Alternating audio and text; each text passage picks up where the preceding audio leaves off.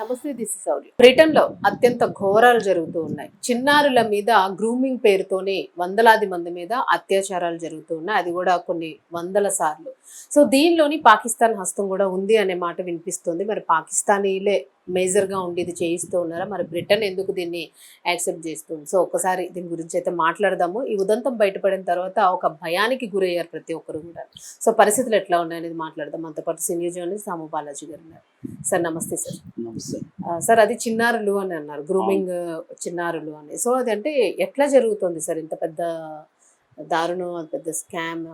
నిన్న British parliament లో Rupert లోవే అనే ఒక ఎంపీ ఒక నివేదికను ఆయన ప్రైవేట్ గా సర్వే చేసి ఒక ఇన్వెస్టిగేట్ చేసి ఒక రిపోర్ట్ తయారు చేశారు. ఆ రిపోర్టును ఆయన చదివి వినిపిస్తుంటే ఒక్కసారిగా ప్రపంచం షాక్ అయింది. అది లైవ్ లో ప్రచారం అవుతా ఉంది. అది విని అందరూ షాక్ అయ్యారు. ఎందుకంటే వందలాది మంది చిన్న ఆడపిల్లలు, అంటే 11 ఏళ్ళ నుంచి 15 ఇయర్స్ 16 ఇయర్స్ ఆ లోపల ఆడపిల్లలు, వాళ్ళని ఒక గ్రూమింగ్ గ్యాంగ్ అంటారు. ఈ గ్రూమింగ్ గ్యాంగ్ అనేది కొన్ని ఏండ్ల నుంచి అలాంటి ఆడపిల్లలను వేలాది మంది ఆడపిల్లల్ని వాళ్ళు తమ కంట్రోల్లోకి తెచ్చుకొని ఒక్కొక్క ఆడపిల్లని 100 మంది, 200 మంది, 600 మందిలో 700 మంది రేపులు, అంటే సంవత్సరాల తరబడి రేపులు చేయడం అన్నది షాకింగ్ గురి చేసింది. అంటే ఒక మామూలుగా ఇంగ్లాండ్, యూకే అంటేమో యూకేలో ఇంగ్లాండ్, వేల్స్, తర్వాత స్కాట్లాండ్, నార్త్ ఐలాండ్ ఇవన్నీ కలిపి యూకే అంటారు, United Kingdom of the great Britain. అది కాకుండా అందులో ఇంగ్లాండ్ పార్ట్. ఇప్పుడు మనం మాట్లాడుకునేది బేసిక్ గా ఇంగ్లాండ్ లో ఉండే అనేక ప్రాంతాల్లో ఇది జరిగిందనమాట. సో ముఖ్యంగా రోథర్హాము, రోచ్డేలు, హడ్డర్స్ఫీల్డ్, టెల్ఫోర్డు, ఆక్స్ఫోర్డు, ఓల్డ్ హ్యామ్స్, ఇలాంటి అనేక, న్యూయార్క్ షోరు ఇట్లాంటివి ఉన్నాయి. అనేక టౌన్లలో ఇది ఎప్పటి నుంచో జరుగుతుంది. అంటే 97 నుంచి జరుగుతుంది అనమాట.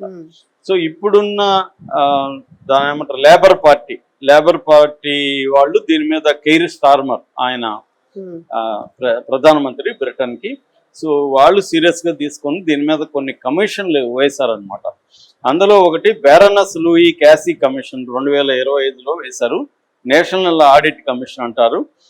అట్లాగే ఇంకొక బ్యారన్ అన్నే అని ఇంకొక ఆమె ఆధ్వర్యంలో వేశారు. అట్లాగే ఇంకొన్ని ఇండిపెండెంట్ కమిషన్లు కూడా పనిచేస్తున్నాయి. వీళ్ళు షాకింగ్ విషయాలను బయట పెడుతున్నారు.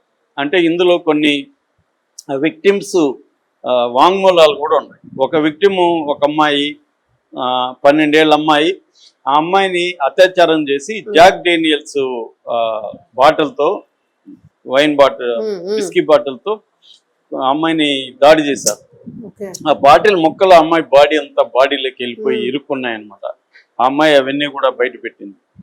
ఇంకొక అమ్మాయి అయితే 13 ఏళ్ల నుంచి స్టార్ట్ చేసి 16 ఏళ్ల వరకు 3 ఏళ్ల పాటు 600 నుంచి 700 మంది ఆ అమ్మాయిని రేప్ చేశారు.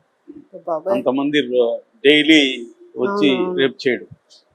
ఇంకొక అమ్మాయి 15 ఏళ్ళ అమ్మాయి, ఆ అమ్మాయికి వీళ్ళ రేపులు తట్టుకోలేక తీవ్రమైన రక్తస్రావం అవుతుంటే హాస్పిటల్కి వెళ్తే అమ్మాయి భయంతో ఏమి చెప్పలేకపోతుంటే వాళ్ళు ఆ అమ్మాయిని కనుక్కొని ఏం విషయాలు చెప్పకుండా, అవేమి చేయకుండా ఓన్లీ మెడిసిన్ ఇచ్చి పంపించేశారు. అంటే ఇక్కడ ఏమవుతుందంటే వ్యవస్థలన్నీ ఫెయిల్ అయినాయి. అంటే పోలీసులేమో వీళ్ళంతా ప్రాస్టిట్యూట్, చెత్త, పనికిమాలినోళ్ళు, వీళ్ళని మనం పట్టించుకునేదని పోలీసులు. హాస్పిటల్స్ మనకెందుకు ఈ పెంట, ఎవరో వీళ్ళు, వీళ్ళతో మనం డీల్ చేస్తే రేపు మన లీగల్ గా మనం ఇరుక్కోవాలని వాళ్ళు. ఇలాగా అన్ని వ్యవస్థలు అనమాట. అంటే చైల్డ్ హోమ్స్ లో వీళ్ళు ఉంటారు, వాళ్ళు పట్టించుకోలేదు, హాస్పిటల్స్ పట్టించుకోలేదు, పోలీస్ యంత్రాంగం పట్టించుకోలేదు, గవర్నమెంట్ పట్టించుకోలేదు. అంటే కంప్లీట్ గా వ్యవస్థల వైఫల్యం. అయితే ఈ గ్రూమింగ్ గ్యాంగ్స్ ఎవరు అంటే మేజర్ గా పాకిస్తాన్, అంటే బ్రిటన్ లో ఉండే పాక్ జాతీయులు, బ్రిటిష్ పాకిస్తానీస్ అంటారు వాళ్ళు. ఈ బ్రిటిష్ పాకిస్తానీ గ్యాంగ్స్ విపరీతంగా ఉంటాయి అక్కడ. నాకు 10-12 ఏళ్ళకు ముందు నేను లండన్ నుంచి ఒక బ్యాచ్ వచ్చినప్పుడు సినిమా ప్రొడక్షన్కి సంబంధించి నేను వాళ్ళతో మాట్లాడితే అప్పుడు నేను ఒక సబ్జెక్ట్ చేశాను ఇల్లీగల్ ఇమిగ్రెంట్స్ మీద. అది ఎలాగ చేయొచ్చు అంటే వాళ్ళు నాకు అప్పుడు చెప్పింది కూడా పాకిస్తానీ గ్యాంగ్స్ చాలా బలంగా ఉంటారు అక్కడ, వాళ్ళు రూత్లెస్ గా ఉంటారు. ఆ ఏరియా సౌతాలు ఇట్లాంటి కొన్ని ఏరియాలు చెప్పారు. ఉమ్, ఆ ఏరియాలో సెట్ చేస్తే మీది బాగుంటది ఆ బ్యాక్గ్రౌండ్ అని కూడా ఇప్పుడు చెప్పారు. ఉమ్, అంటే అట్లాగా ఎప్పటి నుంచో ఈ బ్రిటన్ లో ఉండే పాకిస్తాన్ బ్యాచ్లు ఇంకొన్ని సౌత్ ఏషియన్ గ్రూప్స్ అన్నమాట, ఉమ్, వీళ్ళు ఈ పని చేస్తున్నారంట. ఉమ్, సో వీళ్ళు ఏంటంటే అక్కడ ఉన్న క్రిస్టియన్ అమ్మాయిల్ని, అంటే మతం కూడా దీంట్లో మిక్స్ ఓకే. అయింది. అక్కడ ఉన్న క్రిస్టియన్ అమ్మాయిల్ని వాళ్ళని అందరినీ ఏంటంటే మీరు పనికి మాలోళ్ళు, మీ దేవుడు వేస్ట్, ఇప్పుడు చూడు మీ దేవుడు మిమ్మల్ని కాపాడుతాడా అని చెప్పడం, అవును. అట్లాగే మీకు మోరల్స్ ఉండవు అని వాళ్ళని అంటే బ్రెయిన్ వాషింగ్ చేయడం. అవును. చిన్నపిల్లలు కదా, బ్రెయిన్ వాష్ చేయడం. రెండోది ఏంటంటే నైట్ టైమ్ ఎకనామీ అంటారు. నైట్ టైమ్ ఎకనామీ అంటే నైట్ లైఫ్ సంబంధించిన వ్యవస్థ. ఉమ్, అంటే టేక్ అవేస్, టాక్సీ ర్యాక్స్, కొన్ని చీప్ పబ్స్ ఇవన్నీ ఉంటాయి. ఇక్కడ ఈ అమ్మాయిలు ట్రాప్ చేస్తారు వీళ్ళు. అట్లాగే కొన్ని హోమ్స్ లో వాళ్ళ యాజమాన్యంతో మాట్లాడుకొని తీసుకెళ్లిపోతారు. ఉమ్, అలాగా వీళ్ళు తీసుకెళ్లి వాళ్ళకి బాయ్ ఫ్రెండ్లుగా కొంతమంది నటిస్తారు.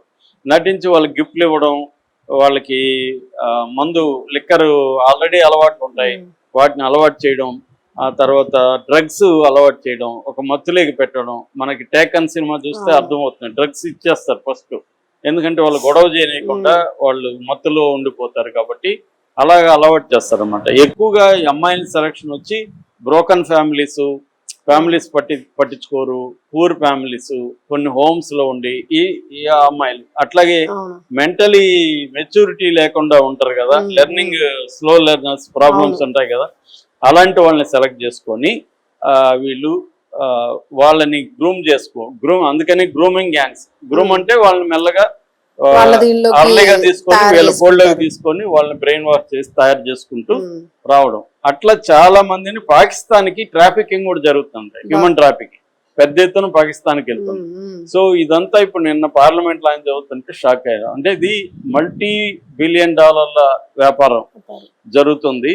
ఇది పెద్ద ఎత్తున ఒక్క రోతర్హామ్ లోనే 2014లో రిపోర్ట్ అని ఒక రిపోర్ట్ వచ్చింది. ఆ రిపోర్ట్ ప్రకారం 1997 నుంచి 2013 ఆ పీరియడ్ లోనే 1400 విక్టిమ్స్ ఉన్నారు.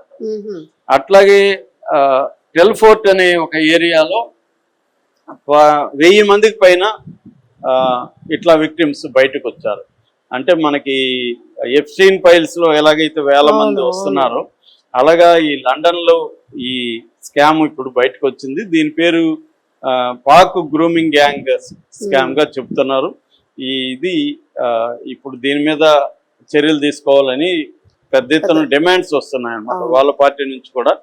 మరి వీళ్ళు ఏ స్థాయిలో దీన్ని చేస్తారు, ఎందుకంటే వరల్డ్ వైడ్ గా కూడా హ్యూమన్ ట్రాఫికింగ్ అనేది పెద్ద సమస్య అండి. చిన్నపిల్లల్ని ఎత్తుకొని వెళ్ళిపోవడం, లేకపోతే ఇలా పట్టుకోవడం పెద్ద ఎత్తున ఉంది. ఇండియానే బెటర్ నిజానికి, ఇండియా కంటే కూడా చాలా దేశాల్లో. ఎందుకంటే మనకి ఇండియాలో క్రిమినల్ గ్యాంగ్స్ తక్కువ, ఆ స్థాయిలో గ్యాంగ్స్ ఉండవు. అక్కడ దొరికే ఛాన్సులు ఉంటాయి. అక్కడ అట్లా కాదు, ఆ స్థాయి గ్యాంగ్స్ ఉన్నారు. అక్కడ మనలాగా పౌర సమాజం యాక్టివ్ గా ఉండదు, ఎవరికి వాడు నాకేం సంబంధం అనుకుంటారు.